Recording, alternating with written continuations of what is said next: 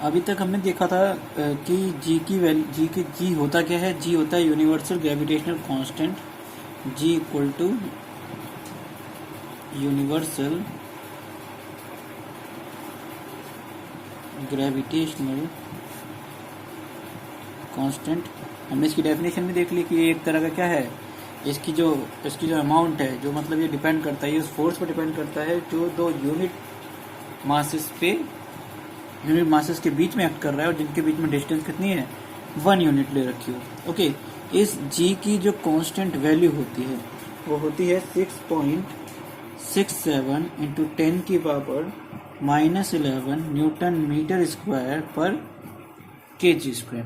Okay, ये एक constant value है और ये वैल्यू चेंज नहीं होती, ठीक है, थ्रू आउट यूनिवर्स, और ये कभी भी चेंज नहीं होगी। अब जरा ये जो ग्रेविटेशनल फोर्स है इसके बारे में थोड़ा सा और डिस्कशन करते हैं। जैसे कि हमारा जो मून है, ये मून अर्थ के चारों तरफ घूमता है। ओके, ये हमारा मून इस तरह से घूम रहा होता है अर्थ के चारों तरफ, ठीक है। तो ऐसी कौन सी चीज़ है कि ये मून अर्थ की तरफ नहीं आ रहा, ना ही अर्थ इसकी तरफ इतना खींच रही है। ओके, तो इसके पीछे का पहले जरा रीजन जानने के लिए उससे पहले हम चलते हैं प्रीवियस चैप्टर पे, जहां हमने पढ़ा था यूनिफॉर्म सर्कुलर मोशन। यूनिफॉर्म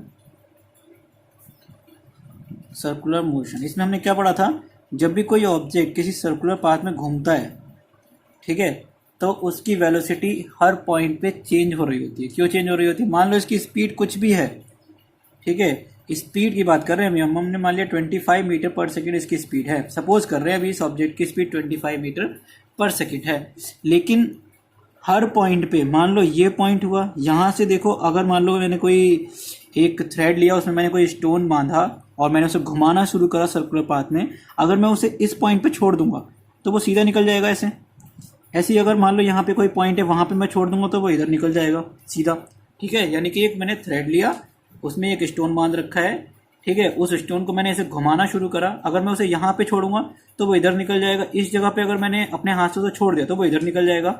हर पॉइंट पे ऐसा ही होगा कि वो हर बार एक डिफरेंट डायरेक्शन में निकलेगा, ठीक है, कहीं पर भी वो इस सर्कल के गोल गोल घूमता हुआ नहीं निकलेगा, ठीक है। क्या होगा, वो हर पॉइंट पे डिफरेंट डायरेक्शन में निकलेगा। ओके, तो हमें पता है सर्कल क्या होता है, कलेक्शन ऑफ पॉइंट होता है, देयर आर सेवरल पॉइंट। हर पॉइंट पे क्या होगा, उसकी डायरेक्शन क्या होगी, डिफरेंट होगी। जब डायरेक्शन डिफरेंट होगी तो यानी कि जो उसकी स्पीड है वो हर बार अपनी डायरेक्शन चेंज कर रही है, और हमें पता है डायरेक्शन स्पीड, अगर हम स्पीड में डायरेक्शन ऐड कर दें तो वो क्या होती है, वेलोसिटी होती है। लेकिन अगर वेलोसिटी की डायरेक्शन हर पॉइंट पे चेंज होती जा रही है, ठीक है, तो वो वेलोसिटी क्या होगी, चेंज होती जाएगी, और इसी चेंज इन वेलोसिटी को यहाँ पे हम क्या बोल देते हैं, एक्सेलरेशन बोल देते हैं, ठीक है। इसी को हम क्या बोलते हैं, एक्सेलरेशन बोलते हैं, क्योंकि वेलोसिटी की डायरेक्शन हर जगह पे चेंज हो रही है, इसी वजह से यहाँ पे क्या आएगा, एक्सेलरेशन आएगा। और उस एक्सेलरेशन की जो डायरेक्शन होती है हमेशा सेंटर की तरफ होती है, अलोंग द रेडियस वर्क करता है सर्कुलर पाथ के। ओके, और ये जो यहाँ पे एक्सेलरेशन आया, ये एक फोर्स की वजह से आता है, क्योंकि हम जब भी कोई थ्रेड घुमाएंगे हाथ पे बांध के, मतलब थ्रेड हाथ में लेंगे और उस पर कोई पत्थर स्टोन बांध के अगर घुमाना स्टार्ट करेंगे, ठीक है, तो जो ये यहाँ पे जो टेंशन आएगी, इस पूरी की पूरी जो थ्रेड में टेंशन आएगी, जो हमारी फिंगर फील करेगी, ठीक है, कि कोई चीज़ हमें बाहर खींच रही है, उसके अपोजिट में तुम अपनी फिंगर से उसे भी तो अंदरों खींच रहे हो, तो जब तुम उसे अंदर की तरफ जो खींच रहे हो तो यहाँ पे तुम एक फोर्स लगा रहे हो उसके ऊपर, इसको हम बोलते हैं सेंट्रीपिटल फोर्स। ओके, जो अंदर की तरफ इस फोर्स को खींच रहा है, इसी फोर्स के अलोंग यहाँ पे एक्सेलरेशन भी वर्क करता है, ठीक है, एक्सेलरेशन भी इसी की तरफ, इसकी डायरेक्शन, अगर एक्सेलरेशन की डायरेक्शन पूछी जाएगी तो डायरेक्शन हमेशा टुवर्ड्स द रेडियस होगी, क्योंकि फोर्स भी उसी डायरेक्शन में वर्क कर रहा है। अब बात आ रही है कि ये जो फोर्स है ये लगा कौन रहा है, ये फोर्स हम लगा रहे हैं ना यहाँ पे। ओके, तो इस फोर्स का नाम क्या है, सेंट्रीपिटल फोर्स। सेंट्रीपिटल फोर्स का मतलब ये होता है सेंटर सीकिंग, ऐसा फोर्स जो सेंटर को खोज रहा हो, जिसका डायरेक्शन सेंटर की तरफ हो, इसको बोलते हैं सेंट्रीपिटल फोर्स। ऐसा ही सिमिलर केस यहाँ पर भी होता है कि मून जब अर्थ के अराउंड घूम रहा होता है तो हर पॉइंट पे वो अपनी डायरेक्शन क्या कर रहा है, चेंज कर रहा है, ठीक है। हर पॉइंट पे अपनी डायरेक्शन, अगर वो मून के बीच, अगर इन दोनों के बीच का अट्रैक्शन फोर्स खत्म हो जाए तो मून तो सीधा निकल जाएगा, वो कहाँ रुकेगा। तो यहाँ पर क्या है, अट्रैक्शन फोर्स वर्क कर रहा है इन दोनों के बीच में, और जो यहाँ पे ये डायरेक्शन इसकी हर जगह चेंज हो रही है, तो इधर एक लग रहा है सेंट्रीपिटल फोर्स। ये सेंट्रीपिटल फोर्स इस पर लगा कौन रहा है, ये अर्थ लगा रही है, ठीक है। इसी सेंट्रीपिटल फोर्स को, इसी सेंट्रीपिटल फोर्स को यहाँ पर कहा जाता है gravitational force of attraction, force of attraction.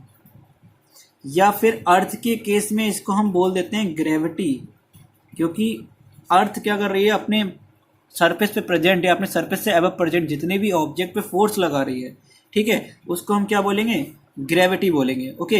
और ये जो फोर्स यहाँ पे लगता है ये इक्वल एंड अपोजिट डायरेक्शन का हो, इक्वल होता है, और मतलब दोनों के अमाउंट क्या होगा, इक्वल होगा, और अपोजिट डायरेक्शन में लगेगा। यानी मून अर्थ पे भी लगा रहा है, अर्थ मून पे भी लगा रहा है, लेकिन अपोजिट दोनों की अमाउंट बराबर होने की वजह से दोनों ही एक दूसरे को इतना अट्रैक्ट नहीं कर पा रहे, ठीक है।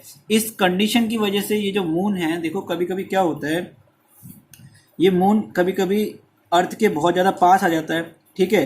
तो अब मान लो यहाँ पे वाटर है, इसके सरफेस पे वाटर है, अर्थ के सरफेस पे, अगर ये मून यहाँ पर कभी पास आ गया, मान लो क्लोज आ गया, तो अट्रैक्शन फोर्स बढ़ेगा उस केस में, क्योंकि डिस्टेंस कम हो गई।